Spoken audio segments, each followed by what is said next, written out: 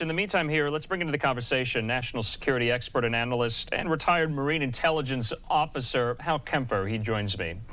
Hal, good to see you. Thanks for being with us yet again. I know there's a lot to get to, and we want to get to all of it here. You know, I want to talk about this, and I want to pose the question to you. Does the United States, does the Biden administration still believe Israel can completely wipe out Hamas from the Gaza Strip? As we know, time and again, that has been Israel's stated goal since the October 7th attacks 7 months on here. I only ask that because there's this bombshell report in the Washington Post. They quoted 4 unnamed sources essentially saying that the Biden administration reportedly offered to give Israel, quote, sensitive intelligence on the whereabouts of senior Hamas leaders if it agrees to hold off on the long-promised major military operation in Rafah. Okay, so Hal, I'm going to let you respond, but there's a lot of setup here. This is the response by some senior Democrats in Congress. Adam Smith from Washington said on Fox News Sunday yesterday that this Washington Post story that the Biden White House is offering Israel valuable assistance to locate Hamas leaders if it holds back in Rafah is not true. So we can get into that as well here. Also, Hal, I have a readout in front of me that happened yesterday between the National Security Advisor Jake Sullivan, a phone call with his Israeli counterpart. In the readout of the phone call, it says this: Sullivan reiterated President Biden's long-standing concerns over the potential for a major military ground operation into Rafah, where over 1 million people have taken shelter.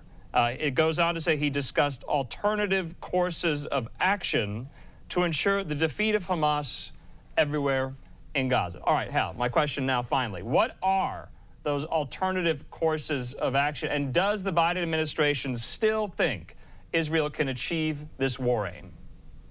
Well, Andrew, I got to tell you on the last one, if I could take that first, there does seem to be a lot of reporting, a lot of discussion, certainly amongst the administration, key figures, if you will, and I'm sure some of it's coming out of the Pentagon, that there's a certain skepticism that Israel will be able to completely trounce Hamas. And one of the reasons is they're seeing what's happening up north. In northern Gaza, you're seeing these insurgent factions, probably former members of battalions that literally and figuratively went to ground. And now they're popping up again, or they've infiltrated back up north, and they're taking IDF forces under arms. I mean, they're basically in some pitched battles up north. That's a problem we ran into. You know, in 2003, the U.S. went up to Baghdad. We went up there very quickly, and then within a couple, 3 months, we had an active insurgency kicking in all over the country. And it was former, mostly Republican Guard forces. So that's something we're kind of we've been trying to share that experience. Okay. It's a tall order to go after Hamas and say you destroy them. The other side, though, is, this question on the intelligence, that's causing a lot of angst. Israeli sources are saying, hey, if you knew where they were, why weren't you telling this to begin with? Were you holding this intelligence back? And that's causing more friction and a little bit of separation there, too. So the answer is there is a little bit of daylight there in terms of perception of what can be done. But Hal, I mean, isn't this a huge change, a huge departure from the Biden administration? I mean, today Jake Sullivan said this at the White House brief. He said military pressure is necessary, but not sufficient to fully defeat Hamas. And then you can see the great lengths U.S. administration officials went to delay the Rafah operation, if the Washington Post report is true, that they're using intelligence about the whereabouts of senior Hamas officials as leverage in order to make Israel delay the Rafah operation even further. Doesn't that just speak to how the Biden administration, and maybe they're not telegraphing it to us, maybe they do know, but what do they want Israel to do with Rafah and with the rest of Hamas? I think if I could pull back a little bit to the strategic part, and this really gets into what the U.S. has been saying all along, the two-state solution. what they want the Netanyahu administration to do, what they want Netanyahu to do personally, is to make that step to say, hey, look, there has to be a Palestinian state. There has to be an end state. That's the one thing that the U.S. has been, and certainly our allies, same way, have been saying the same thing, which is you have to have a viable alternative. It can't be just crush them with military might and then keep them in a, as what was called before October 7th, an outdoor prison. You can't keep them in this situation indefinitely. You have to give them something that they're moving to. Saudi Arabia has made that very clear, and they've kept it very vague too. They said, look, Israel has to say there needs to be a Palestinian state or something describing a Palestinian state. And this gets into the basics of military science. You have to describe the end state. What is it? What is your goal? What are you trying to achieve? It has to be a clear mission order. And the problem is just destroying Hamas militarily doesn't solve the problem. All you're doing is you're destroying the organized battalions and turning them into a potentially massive insurgency. That's what the U.S. is trying to communicate with this. And that's why they're saying, hey, slow down on Rafah, because first off, you got 1 million civilians you got to get out of harm's way before you go in there with that house-to-house fighting. But the other part is they're really trying to get Netanyahu to do something that Netanyahu absolutely does not want to do, which is to basically buy into the two-state solution. And he's pushed back on that. And of course, the problem is internal to his own far-right coalition. Sure. Once he does that, that government will probably collapse, and then there'll be an election, and he probably won't win that election. Okay, we're having the Rafah conversation still, and you can maybe help us understand what the nature of the operation looks like right now. So it's not in the full-scale ground operation mode, so to speak, a minor incursion, maybe we can describe it as that, but in the run-up to what's going to be, according to the Israelis, a major ground operation here. Hal, let's put this hypothetical on the table. According to this Washington Post report, say the U.S., offered this intelligence to the Israelis 4 or 5 months ago. Would we be having this conversation about Rafah right now? Well, I have no doubt that whatever they have is very time sensitive, so it's not something where they could offer it 4 or 5 months ago. Maybe they could have offered it a day or two ago. Maybe it's something relatively new that they've developed. I got to tell you, when you deal with target intelligence, particularly when you're looking at key leadership targets or key command and control targets, something like this, it shifts, it changes. There's also a certain amount of veracity you have to put on the intelligence itself. How reliable is it?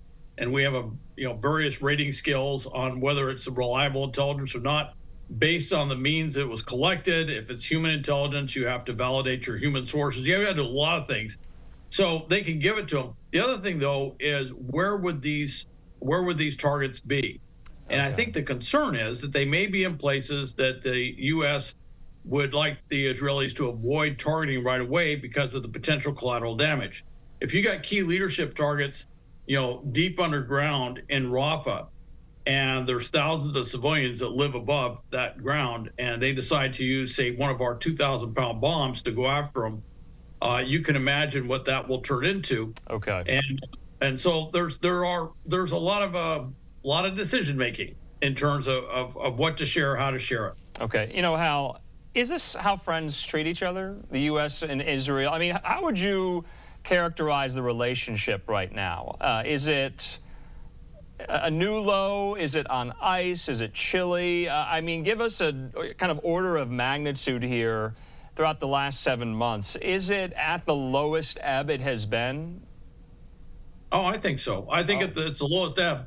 But on the other hand, I think it started out with zero daylight. We basically were very supportive of Israel and very withholding of criticism for a very long time. And then, of course, as the devastation within Gaza became much more apparent, as the problems with the United Nations, with UNRWA, and of course with the attack on the NGO convoy, all these other things that have happened, that has modified U.S. policy over time.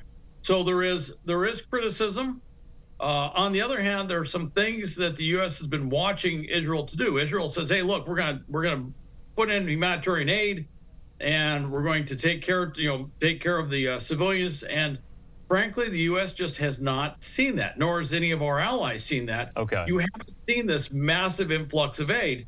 You've heard rhetoric that there's supposed to be a lot of aid coming in, but you haven't seen it on the ground. You haven't seen the tent cities. You haven't seen where the refugees are supposed to move next. And I think what you're seeing is that frustration that the words coming out of what Israel says it's doing and what we're seeing on the ground don't quite match. And with that, that's where you're seeing a lot of the underlying stuff. And that's where you see things like what you're seeing now. That's really on the surface. But some of this is really the assessment part, which is, okay, you said you're going to do this. Show me where that went in. And there's some frustration that things like aid just has not gone in at a volume that meets the requirements.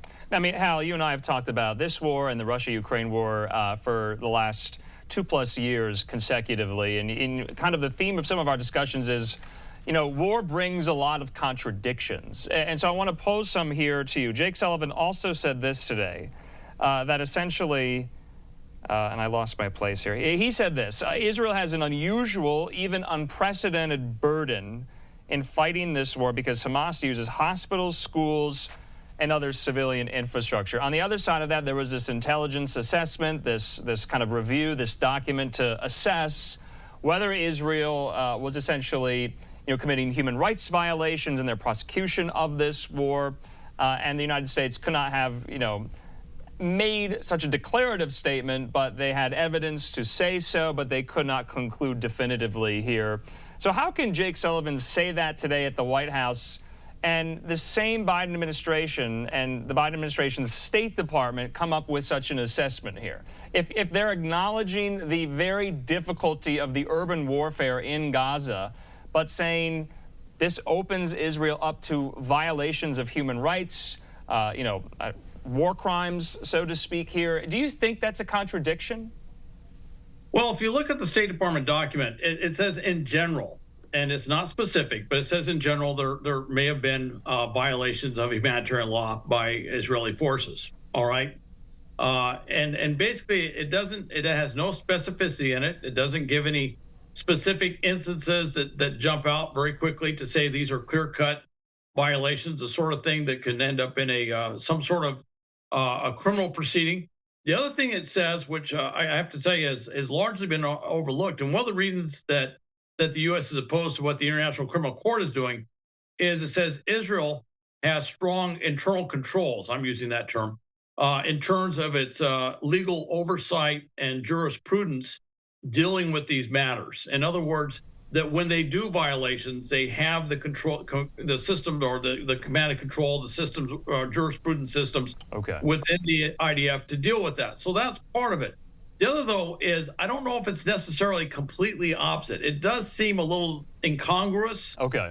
To hear those, but I don't think they're completely opposite. I think you can be critical on the one hand, and then at the same time be acknowledging the difficulty of that basic type of warfare. I think that's actually a fair thing to juxtapose because both are true. All right. So, yeah, maybe not a one-to-one there. Hal, stay with us. We want to just take a quick commercial break. When we come back, though, you and I will be discussing the developments in yet another war, the Russia-Ukraine war. We'll see everyone in 2 minutes.